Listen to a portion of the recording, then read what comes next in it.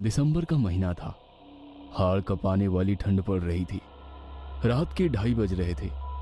चारों ओर गहरा सन्नाटा छाया हुआ था। इंसान तो इंसान, जानवर और पशु पक्षी भी कहीं ना कहीं छिपकर दुबके पड़े हुए थे।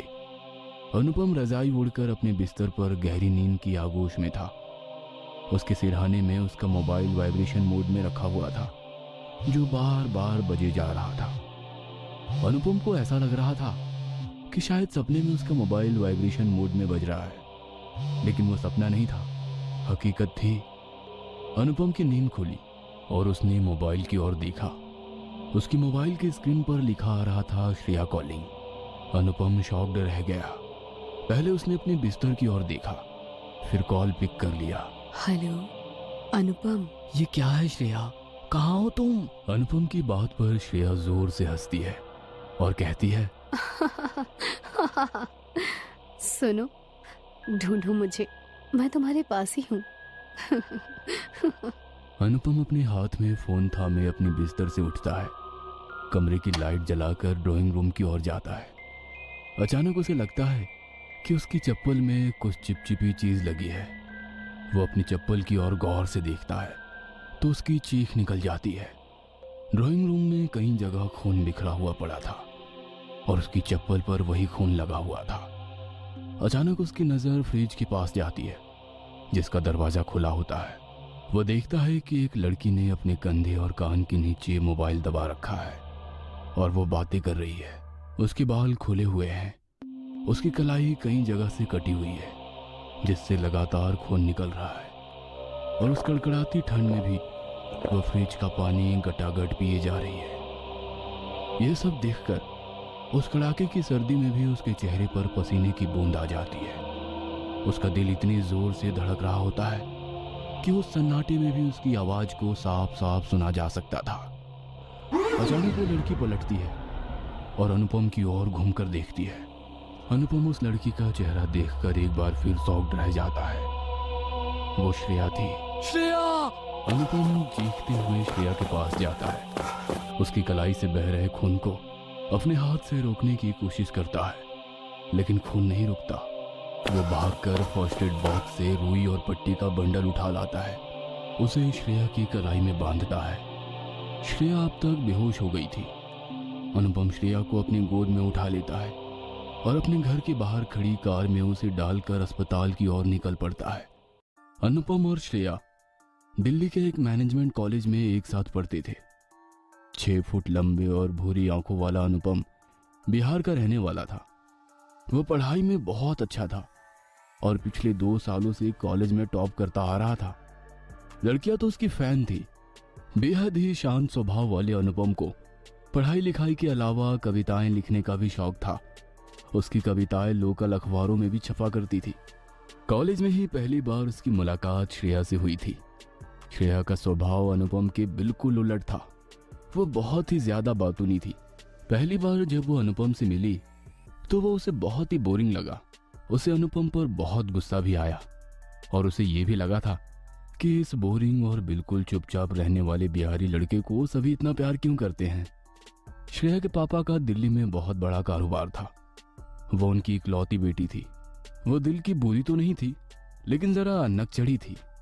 पढ़ाई में भी उसका मन कुछ खास नहीं लगता था, लेकिन वो कहते हैं ना कि ऊपर वाले ने आसमान से ही जोड़ियां तय कर रखी है।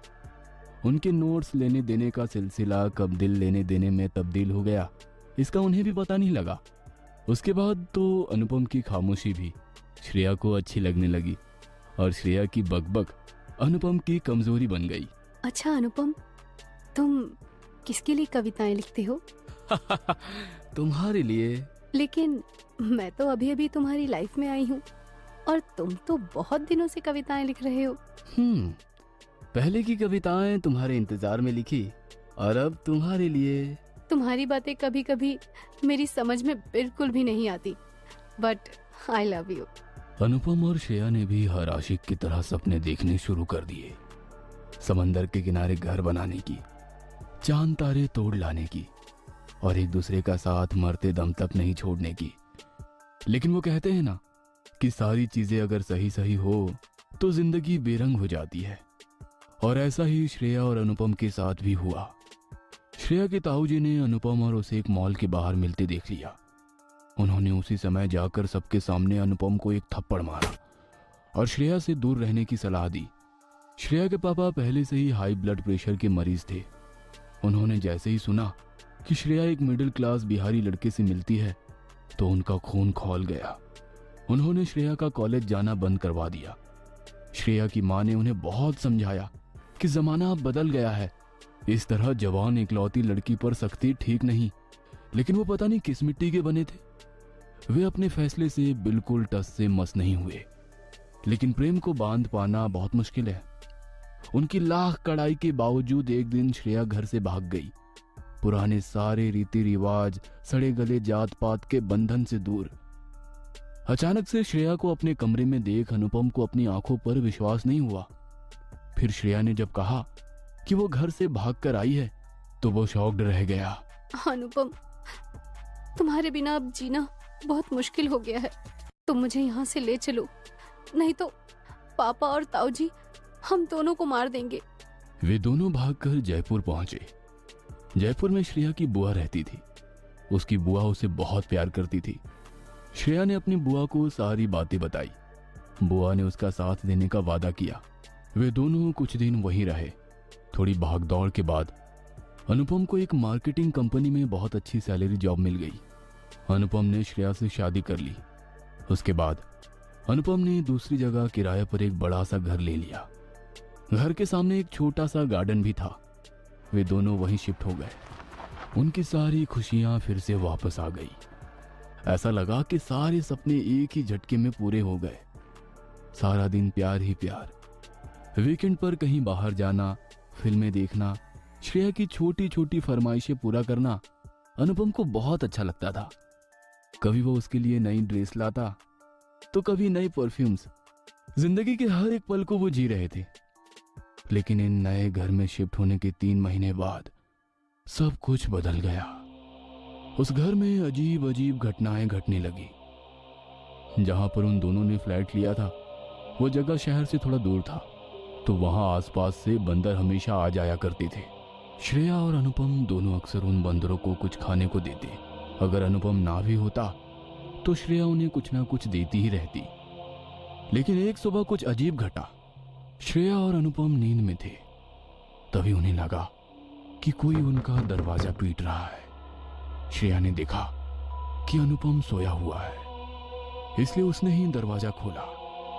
लेकिन दरवाजा खोलते ही उसकी चीख निकल गई। चीख की आवाज सुनकर अनुपम भागा भागा दरवाजे के पास आया तो उसने भी जो देखा उसे देखकर उसे रोना आ गया। उसने देखा कि बंदर के एक बच्चे की गर्दन गार्डन के एक पौधे की लता से लिपट गई है, जिससे उसका दम घुट गया और वो मर गया है। बंदर की मां को कुछ समझ नहीं आ रहा था कि ये क्या हो गया। कभी वो अपने बच्चे के मृत शरीर के पास जाती, कभी अनुपम का दरवाजा पीटती। श्रेया को ऐसा लगता कि इस तरह से बंदर के बच्चे का उसके घर में ही मर जाना किसी अपशकुन का संकेत है। उस दिन के बाद से अनुपम ने देखा कि श्रेया का बर्ताव बदलता जा रहा है। बातों ने श्रेया एकदम चुप चुप रहने लगी थी। वह हमेशा कमरे की खिड़की से बाहर झांकती रहती और मन ही मन कुछ बुदबुदाती। अनुपम जब उससे कुछ पूछता तो वो अनुपम को अजीब नजरों से घूर कर देखती। इस बीच उसके घर में एक और घटना घटी। एक दिन दोनों डाइनिंग टेबल पर बैठे थे। अनुपम श्रेया को अपने हाथों से खिलाने की कोशिश कर रहा था, लेकिन वो तो खा ही नहीं रही थी। वह चुपचाप डाइनिंग टेबल के ऊपर लगे पंखे को घूर रही थी। अचानक ना जाने क्या हुआ, एक जोरदार आवाज के बाद वो पंखा टूटकर नीचे गिर पड़ा। वह तो अनुपम ने सही समय पर श्रेया को वहां से हटा लिया, नहीं तो कुछ भी हो सकता था। हर दिन नई घटनाएं अब उस घर में घटने लगी। एक रात अनुपम ऑफिस के काम में बिजी था। श्रेया बिना कुछ बोले छत पर चली गई। थोड़ी देर बाद अनुपम जब उसे खोजता हुआ उसके कमरे में आया तो उसने उसे वहां नहीं पाया। वह उसको आवाज देता हुआ छत की ओर भागा। छत पर जाकर उसने देखा कि श्रेया तो छत की बाउंड्री पर कुछ बड़बड़ाते हुए चल रही है। वह किसी तरह उसे समझा बुझा कर नीचे लाया। अनुपम को समझ नहीं आ रहा था कि आखिर श्रेया को हो क्या गया है, वह ऐसी हरकतें क्यों कर रही है। इस बीच अनुपम ने एक और बात नोटिस की कि श्रेया भगवान की किसी भी मूर्ति के पास नहीं जाना चाहती। जब अनुपम पूजा करता तो वो जोर जोर से चिल्लाकर कुछ ऐसी हरकतें करने लगती कि अनुपम को अपनी पूजा छोड़नी पड़ती। यही सब सोचते हुए अनुपम अस्पताल पहुंचा। डॉक्टर ने उसे तुरंत एडमिट कर लिया। डॉक्टर ने यह भी बोला कि पुलिस को इन्फॉर्म करना पड़ेगा क्योंकि ये तो पुलिस केस है। उसकी पत्नी ने सुसाइड अटेम्प्ट किया है। तब अनुपम ने रोते हुए डॉक्टर को सारी बातें बताई और उनसे गिड़गिड़ाते हुए रिक्वेस्ट किया कि वो प्लीज पुलिस को ये सब ना बताए। डॉक्टर उसकी बात मान गया और उसने कहा कि ठीक होने के बाद वो अपनी पत्नी को किसी अच्छे साइकियाट्रिस्ट को दिखाए। कुछ दिन बाद श्रेया अस्पताल से आई। अनुपम किसी अच्छे साइकियाट्रिस्ट के बारे में ही पता कर रहा था कि एक दिन श्रेया ने कुछ ऐसा किया जिसे देखकर अनुपम को लगा कि उसकी पत्नी पर कोई साया है। एक रात जब अनुपम की नींद खुली तो उसने देखा कि उसकी पत्नी बाहर बगीचे में निकल गई है और वो नीचे बैठकर किसी से अजीब भाषा में बातें कर रही है। कभी वह जमीन पर लौटने लगती, कभी अपने नाखून से जमीन को कुरेदने लगती। अनुपम ने जब उसे टोका तो उसने पहली बार अनुपम पर हमला कर दिया और किसी जानवर की तरह उसके शरीर को नोचने लगी। अनुपम ने किसी तरह उसकी गिरफ्त से खुद को छुड़ाया। कुछ देर बाद श्रेया खुद ब खुद शांत हो गई। अगले दिन अनुपम ने अपने ऑफिस के सबसे अच्छे दोस्त कुणाल को सारी बातें बताई। कुणाल ने उसे एक पहुंचे हुए अघोरी का पता बताया। उसने ये भी बताया कि वो अघोरी शमशान में ही रहता है और रात को ही उससे मिला जा सकता है क्योंकि दिन में वो कहाँ जाता है इसका पता किसी को नहीं। अनुपम ने तय कर लिया कि उसे क्या करना है। वो श्रेया को लेकर अगले दिन उसी अघोरी बाबा के पास पहुंचा और उन्हें सारी बातें बताई। अघोरी ने श्रेया को घूरते हुए देखा। श्रेया भी अघोरी को घूरने लगी। फिर अघोरी ने अनुपम के कान में कुछ कहा। अनुपम वहां से उठकर चला गया। जब वो आया तो उसके हाथ में शराब की एक बोतल थी। अघोरी ने शराब की बोतल वहां रखे एक पत्थर पर दे मारी। पूरी की पूरी शराब जमीन पर गिर गई। उसके बाद अघोरी ने उस बोतल के टुकड़े से जमीन पर एक घेरा बनाया। उसने अनुपम को एक सिक्का उस घेरे के बीच में रखने को कहा। उसके बाद अघोरी कुछ मंत्र पढ़ने लगा। पल में ही उस सिक्के से खून निकलने लगा। जैसे जैसे उस सिक्के से खून निकल रहा था श्रेया के शरीर में भी ऐंठन होने लगी। वह जमीन पर लौटने लगी। अघोरी ने सिक्के को उठाकर दूर जलती हुई चिता पर फेंक दिया। श्रेया बेहोश हो गई। तुम्हारी पत्नी पर किसी ने काला जादू किया है। ये काले जादू की गिरफ्त में है। अगर ज्यादा दिन तक ये इस तरह रही तो मर जाएगी। अनुपम अघोरी की बात को गौर से सुन रहा था, लेकिन उसके बाद अघोरी ने जो बताया उसे सुनकर अनुपम को बहुत गुस्सा आया। श्रेया पर काला जादू उसके पापा और ताऊ एक अघोरी के जरिए कर रहे हैं और इस काम में उनकी मदद कर रही है श्रेया की बुआ।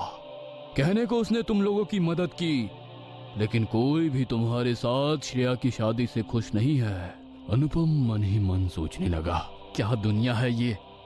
औलाद से ज्यादा लोगों को अपनी जात, अपनी बिरादरी की फिक्र है। श्रेया के पिता द्वारा किया जा रहा काला जादू कट सकता है, लेकिन इसमें किसी ना किसी की जान जरूर जाएगी। वो जान किसी की भी हो सकती है, तुम्हारी या उसके परिवार में से किसी की भी, जो भी इस जादू में शरीक है। अनुपम ने मौन सहमति दे दी। अघोरी अपनी पूजा में लग गया। कुछ दिनों बाद श्रेया फूट फूट कर रोए जा रही थी। उसके सामने सफेद कपड़ों में लिपटी लाश पड़ी थी। अगरबत्ती का धुआं ऊपर की ओर उठ रहा था। क्यों छोड़कर चले गए मुझे? अब मैं किसके सहारे जीऊंगी? किसके सहारे जीऊंगी? किसको अपना पापा कहकर बुलाऊंगी? किसको?